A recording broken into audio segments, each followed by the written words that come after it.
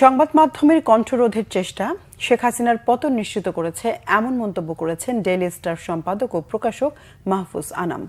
বলেন, গণমাধ্যমের কণ্ঠরোধ কোনো সরকারের জন্য সুফল বয়ে আনে না। বিকেলে ডেইলি স্টার সেন্টারে ছাত্র জনতার গণঅভ্যুত্থানের ইতিহাস তুলে ধরতে ৩৬ জুলাই ছবি প্রদর্শনীর আয়োজন করে দ্য ডেইলি স্টার। ছাত্র জনতার প্রতি বিশেষ সম্মান জানানোর জন্যই এই আয়োজন। গণঅভ্যুত্থানের সময় ডেইলি স্টার কিভাবে সংবাদ প্রকাশ করেছে, সম্পাদকীয় নীতি সংশ্লিষ্ট বিভিন্ন লেখা প্রকাশ সেগুলো প্রদর্শিত হয়েছে। সংবাদকর্মীদের সাহসী ভূমিকাও প্রকাশ পেয়েছে প্রদর্শনীতে। অনুষ্ঠানে জুলাই আন্দোলনে আহত ও নিহতদের পরিবারের সদস্যরা নানা ঘটনার স্মৃতি তুলে ধরেন।